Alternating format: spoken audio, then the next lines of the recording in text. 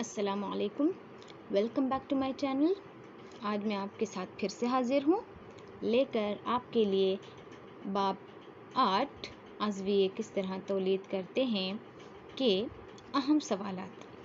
Okay, तो इस lesson में से इस बाब का जो है फर्स्ट जो कंप्लीट पार्ट है आपके सिलेबस से रिड्यूस किया गया है। तो हमने अभी सवालात देखने हैं। यहाँ पर जो है गैर सिनफ़ी तौलीद के बारे में है, तो गैर सिनफ़ी तौलीद के बारे में हमने नहीं देखने, क्योंकि इस साल जो है हमने सिनफ़ी तौलीद से पढ़ना है, तो सिनफ़ी तौलीद से ही सवालात स्टार्ट किए जाएंगे। तो 2021 के हिसाब से जो है यहाँ से आपको पढ़ना है। ओके, तो बिना किसी देर के चलिए देखते हैं कि पहला सवाल क्या है। तो क्वेश्चन नंबर फर्स्ट जो है, ज़ेल के हर सवाल में के जो है 4 मुतबादिल जवाब दिए हैं, उनका क्या है मुनासिब जवाब का इंतखाब करना है। तो सबसे पहले है बीज का वो हिस्सा जो मुस्तकबिल का तना होता है। ओके, 4 ऑप्शंस दिए गए यहाँ पर, रेडिकल, प्रीम्यूल, बीज पत्ता और स्टिग्मा। ओके, तो यहाँ पर देखिए बीज का वो हिस्सा जो मुस्तकबिल का तना होता है, page number 49 part 2 book. Okay, germination का ये खाका आपने जहन में रखना है। ओके, ये जो हिस्सा होता है ना ऊपर का मुस्तकबिल का तना, यानी प्लूम्यूल जो है मुस्तकबिल का तना है, तो इसका सही जवाब क्या हुआ, प्लूम्यूल। ओके, तो इसके अलावा सेकंड क्वेश्चन क्या है, इंसानों में उनसे शिकमी जौफ के बाहर उनसिया थैली में होते हैं क्योंकि ये मदद करते हैं। 4 ऑप्शन है, अमल बारावरी में, एड्रेनलिन के इफराज में, स्पर्म पैदा करने में, आसानी से इजाले बोल के लिए। तो इसमें से जो है उनसिया थैली में उनसियों का होना स्पर्म पैदा करने के लिए जो है नॉर्मल बॉडी टेम्परेचर से कम टेम्परेचर, यानी बॉडी का जो हमारे जिस्म का जो दर्जा हरारत होता है उससे कम दर्जा हरारत फ्राहम करने के लिए होता है। तो सही ऑप्शन है option 3, third one. Next question, इंसानों में वो दौर जिसके ज़रिए तकरीबन हर माह गैर बारावर बेज़ा खारिज होता है, इसको हम क्या कहते हैं, इस दौर को बलोगत, सनेयास, अमल इखराज या हैज़। ओके, वो दौर जिसके ज़रिए गैर बारावर बेज़ा खारिज होता है वो है अमल हैज़। ओके, इसके अलावा नेक्स्ट क्वेश्चन, जीनीन को माँ के खून से तग़ज़िया मखसूस बाफत के ज़रिए हासिल होता है जो डैश है, प्लेजेंटा, सर्विक्स, बेज़नाली, बेज़दान। तो इसका जवाब क्या है, प्लेजेंटा। ओके, जीनीन को माँ के खून से तग़ज़िया हासिल जहाँ से जिस बाफत से होता है उसको हम कहते हैं प्लेजेंटा, प्लेसेंटा या फिर प्लेजेंटा। उस बीमारी को पहचानिए जो जिनसी तौर पर तस्सील हुई है और जिसका सबब बैक्टीरिया है। तो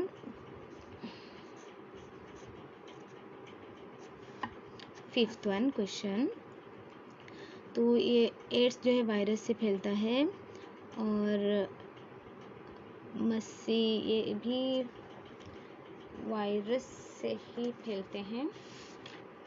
एक मिनट, आपको अपनी बुक में ही दिखाती हूँ। ओके, पेज नंबर 52 देखिए यहाँ पर। ओके, बैक्टीरिया से फैलने वाली बीमारियाँ सुजाक और आतिश। ओके, और मस्से और जो है HIV जो है वायरस से फैलते हैं। तो यहाँ पर ऑप्शंस में क्या दिए हैं, एड्स, मस्से, आतिश और हर्ब्स दिए हैं। तो हमने देखना है कि कौन सा सही जवाब है। हर्ब्स को यहाँ पर नहीं दिया गया है, राइट। ओके, तो हमारा सही जवाब ये है। ओके, सिफिलिस या आतिश। इसके अलावा नेक्स्ट क्वेश्चन, मानी हमल का वो तरीक़ा जो लंबे अरसे के लिए महफूज तकनीक है, वो कॉपर टी का इस्तेमाल लंबे अरसे के लिए नहीं होता, गोलियों का इस्तेमाल भी नहीं होता, कंडोम का इस्तेमाल भी नहीं होता, तो सही जवाब है सर्जरी। ओके, इसके अलावा अगला सवाल है, सयाल जो स्पर्म को हरकत पजीर बनाकर उसकी नकलो हमल आसान बनाते हैं। हालेबर वासा डिफरेंस का इफराज, उस सयाल का नाम बताना है ना। ओके, तो प्रोस्टेट और सेमिनल कौन सा इफराज है? या प्रोस्टेट गुदूद और सेमिनल का इफराज है, हालेबर वासा डिफरेंस का, हालेबर मोबाल का, या फिर प्रोस्टेट और वासा डिफरेंस का। तो क्या पूछा गया यहाँ पर? स्पर्म को हरकत पजीर बनाना, राइट। तो यहाँ पर देखिए पेज नंबर 51 आपकी बुक में। तो यहाँ पर देखिए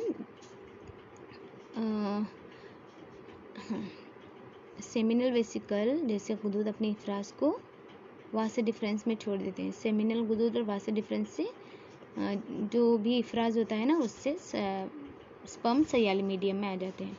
तो इसका जवाब क्या हुआ? वासा डिफरेंस में छोड़ देते हैं। तो सेमिनल गुदूद और प्रोस्टेट गुदूद का जो है इफराज होता है, जो कि वासा डिफरेंस में छोड़ देते हैं ताकि स्पर्म जो है सयाल स्टेट में आ जाए, सयाली मीडियम में आ जाए। ओके, तो इसका जवाब प्रोस्टेट गुदूद और सेमिनल वेसल है। तो मैं आपको बुक में क्यों दिखा रही हूँ, ताकि आप जो है आपको मालूम होना चाहिए कि कैसे कैसे तरीके से सवालात आते हैं। इसलिए मैं ये पॉइंट बुक में आपके कहाँ पर है ये आपको नोटिफाई कराना चाहती हूँ।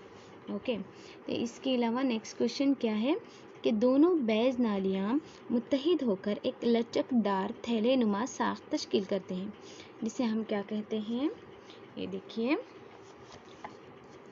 दोनों ये बेजदान है, तो बेज नालियाँ जो है मुत्तहिद होकर एक थैले नुमा साख बनाती है। इसको हम क्या कहते हैं? रहम। ओके, तो सर्विक्स, फर्ज और प्लेजेंटा और रहम में से सही जवाब है हमारा रहम। लास्ट यहाँ पर क्वेश्चन नंबर 9, इनमें से क्या नर तौलीदी निज़ाम का हिस्सा नहीं है? तो उनसे हथेली नर तौलीदी निज़ाम का हिस्सा है, सेमिनल वेसिकल है, वासा डिफरेंस है, जो है ये सर्विक्स जो है मादा तौलीदी निज़ाम का हिस्सा है। तो इस सवाल में सही ऑप्शन हमारा ये हो गया। ओके, अब देखते हैं अगला सवाल क्या है।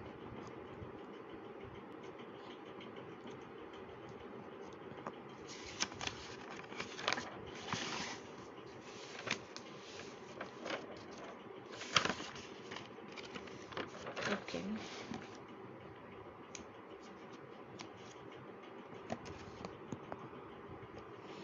देखिए क्वेश्चन नंबर 10, वो हिस्सा जहाँ ज़ीरा दाने ज़ेरगी के दौरान जो है क़याम करते हैं। ज़ीरा दाने ज़ेरगी के दौरान कहाँ पर क़याम करते हैं? कलगी, स्टाइल को जो है मादगीन भी कहते हैं।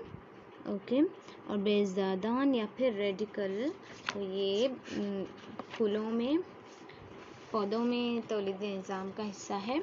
तो वो हिस्सा जहाँ ज़ीरा दाने क़याम करते हैं, देखिए ये हिस्सा कलगी है जहाँ पर ज़ीरा दाने जो है क़याम करते हैं। तो सही जवाब हमारा फर्स्ट ऑप्शन। ओके, फूल के हिस्सों के बाहरी हलकों से अंदरूनी हलके तक झेल में से सही तरतीब कौन सी है? तो यहाँ पर 4 ऑप्शन दिए गए हैं। तो 4 ऑप्शंस को देखने से पहले आप यहाँ पर देखिए क्या पूछा गया है कि बाहरी हलकों से, बाहर की तरफ से अंदर की तरफ।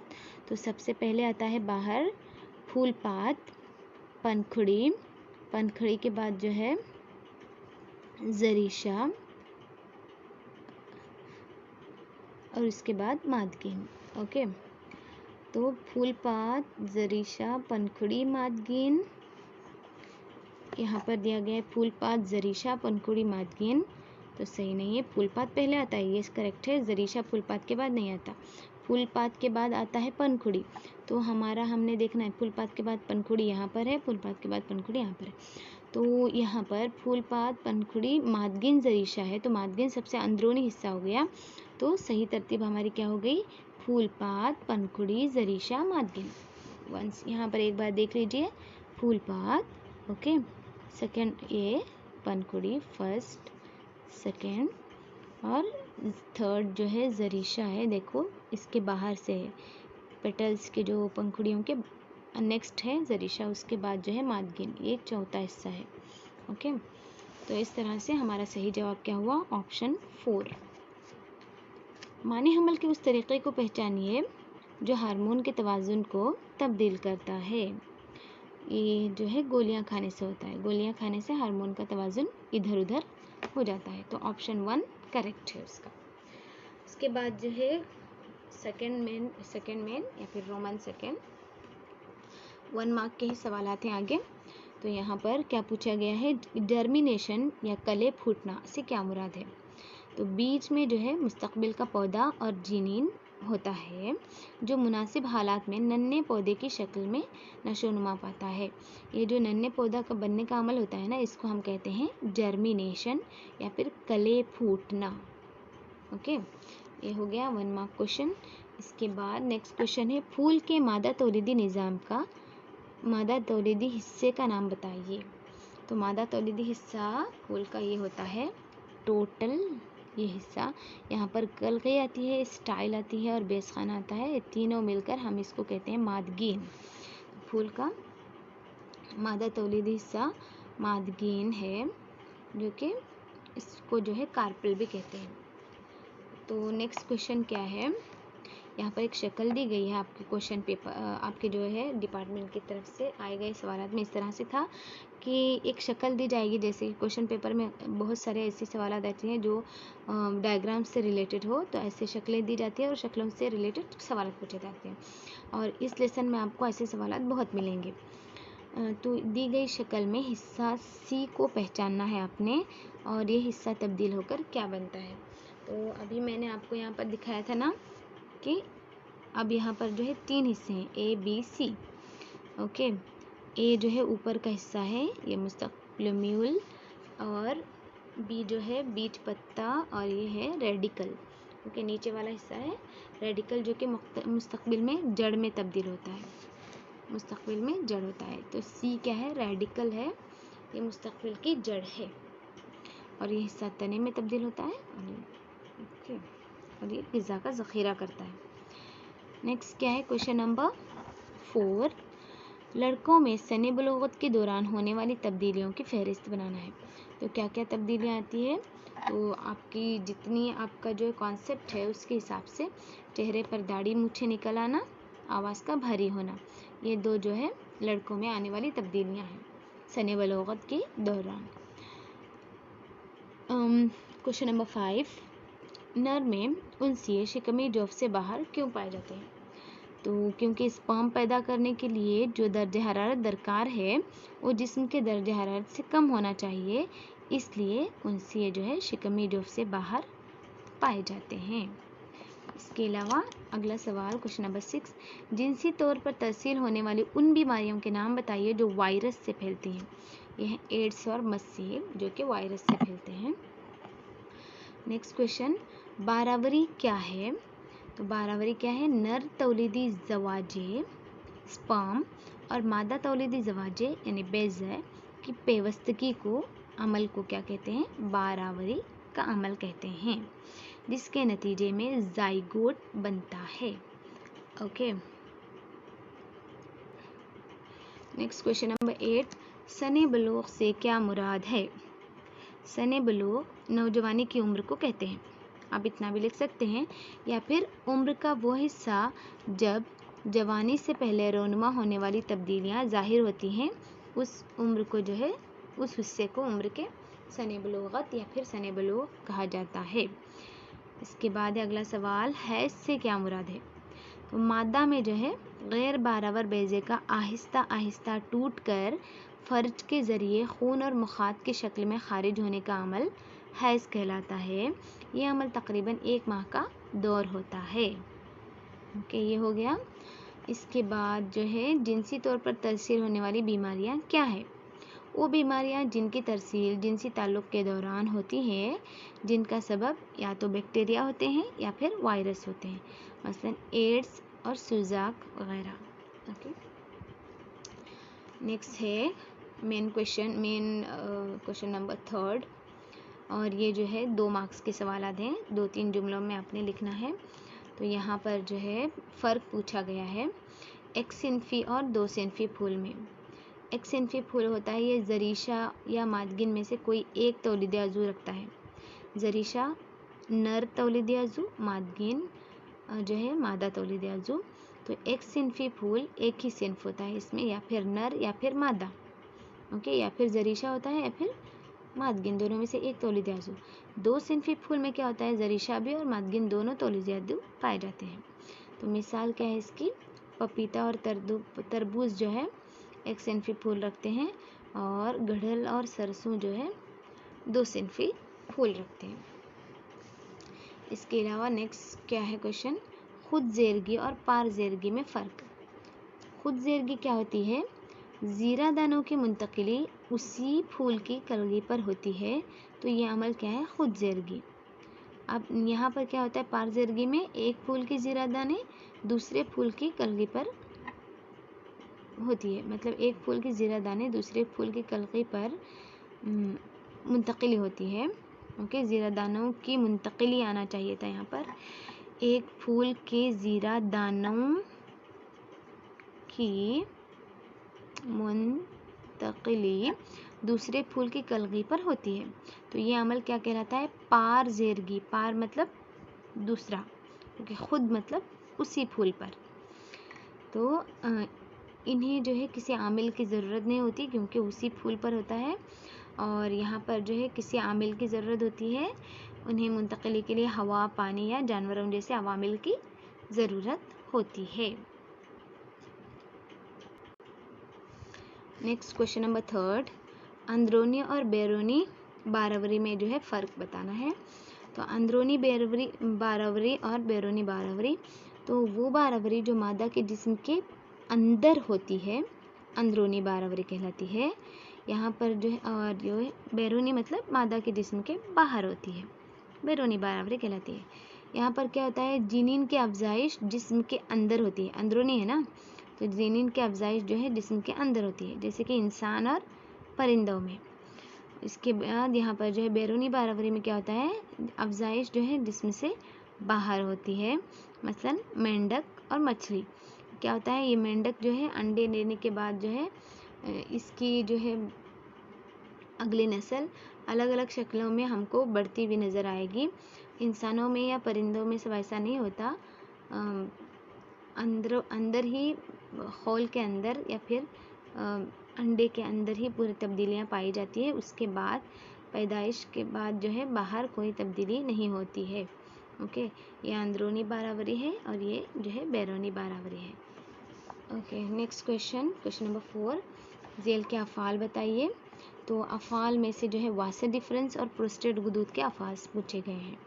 तो वासे डिफरेंस क्या करता है, ये मसाना से आने वाली नली से मुंसलिक होता है और ये स्पर्म की मुंतकिली करता है, ओके। उसके बाद है प्रोस्टेट गुदूद, ये सयाल का इफराज करते हैं जिससे स्पर्म सयाली मीडियम में आ जाते हैं और इस तरह उनकी नकलो हमल आसान हो जाती है। ये हो गए वासे डिफरेंस और प्रोस्टेट गुदूद के अफ़ाल। इसके बाद जो है अगला सवाल फिर खाके से रिलेटेड है। खाका दिया गया है, तो झेल के खाके में जो है नर तौलीदी निज़ाम में हिस्सा सी की शनाख्त करनी है। क्या होगा अगर ये हिस्सा ब्लॉक हो जाए, या पहले हिस्सा सी को समझना है, ये क्या है, ये क्या है, वासा डिफरेंस है ये हिस्सा, ओके। सी क्या है, वासा डिफरेंस है। अगर वासा डिफरेंस में रुकावट पैदा हो या फिर ये ब्लॉक हो जाए ये हिस्सा, तो क्या हो जाता है, स्पर्म की जो है इंतकाल यानी स्पर्म को मुंतकिल करने को रोका जा सकता है, मतलब स्पर्म का इंतकाल रुक जाता है, ओके। यहाँ पर अगर ब्लॉक हो जाए तो कहाँ पर, सी में यानी वासे डिफरेंस में। नेक्स्ट क्वेश्चन और एक खाके से रिलेटेड है। दिए गए खाके में हिस्सा यफ की निशानदेही कीजिए, इसके अफ़ाल लिखिए। तो A B C D E F, यफ क्या है, फूल का जरीशा है, ओके। ये फूल का जरीशा है और ये नर तौलीदी अज़ू है जिसमें ज़ीरा दाने बनते हैं। इसके अफ़ाल पूछे गए हैं ना, तो ये जरीशा क्या है, नर तौलीदी अज़ू है जिसमें ज़ीरा दाने बनते हैं, ओके। अब यहाँ पर देखो अगला सवाल, फिर यहाँ पर ऐसी ही तस्वीर दी जाएगी। मैंने यहाँ पर तस्वीर अलग से नहीं खाका अलग से नहीं बनाया, तस्वीर ड्रॉ नहीं की मैंने, तो सेम तस्वीर है यही तस्वीर। और सवाल क्या है, क्या होगा अगर एक्स मुनासिब उम्र में जो है हार्मोन पैदा ना करे। ये जो एक्स वाला हिस्सा है ना, हार्मोन पैदा करता है। ये क्या है, उनसीए हैं। ओके, एक्स क्या है, उनसीए हैं। ये टेस्टोस्टेरॉन हार्मोन पैदा करते हैं। ये लड़कों में सने बलोगत के दौरान होने वाली तब्दीलियों को कंट्रोल करते हैं। अगर ये मुनासिब वक्त में हार्मोन का इफराज ना करे तो सानवी जिनसी खसूसियात के ज़ुहूर में ताख़ीर होगी। ओके, अगर एक्स मुनासिब उम्र में हार्मोन पैदा ना करे तो क्या होता है, ये सानवी जिनसी खसूसियात के ज़ुहूर में ताख़ीर होती है। Okay, question number 7। Next question number 8, दी गई शक्ल में सी का किरदार पूछा गया है। तो ए बी सी, सी क्या है, पोलन ट्यूब है। ये हमारा पोलन है, ज़ीरादाना जहाँ से बेज़दान से मिलता है ना, बेज़े से मिलता है, तो उसको हम कहते हैं पोलन ट्यूब। तो पोलन ट्यूब का अहम किरदार ये है कि ये नर तौलीदी खुलिये को मादा तौलीदी खुलिये तक बराबरी के लिए ले जाता है। तो यहाँ पर जो नर तौलीदी खुलिया है उसको यहाँ मादा तौलीदी खुलिये तक ले जाने का काम करता है पोलन ट्यूब। इसके बाद अगला सवाल, उनसियों का शिकमी जोफ से बाहर उनसिया थैली में वाक़ा होने की अहम वजह क्या है। तो उनसिए जो है कहाँ पाए जाते हैं, इसकी अहम वजह यह है कि ये सवाल जो है 2-3 बार रिपीट हो चुका है, लिहाजा ये बहुत अहम सवाल है। तो इसकी अहम वजह यह है कि स्पर्म पैदा करने के लिए जो दर्जे हरारत दरकार होता है वो जिस्म के दर्जे हरारत से कम होना चाहिए। ये जिस्म के दर्जे हरारत से 2 से 3 सेंटीग्रेड कम दर्जे हरारत फराहम करता है। इस वजह से उनसे जो है शिकमी जोफ से बाहर उनसिया थैली में वाक़ होते हैं। इसके बाद अगला सवाल है क्वेश्चन नंबर 10, तग़य्युरात अनवा की बका के लिए फ़ायदे को यकीनी बनाते हैं। इस बयान को आपने साबित करना है। यहाँ पर एक स्टेटमेंट दिया गया है, इस स्टेटमेंट को आपने प्रूव करना है कि सही है। तो तग़य्युरात क्या है, अज़वियों को माहौल में होने वाली शदीद तब्दीलियों पर काबू पाने और माहौल से मुवाफ़क़त बनाए रखने में मददगार साबित होते हैं। इस तरह उनके ज़िंदा रहने के इम्कान बढ़ते हैं। किन के, अज़वियों के।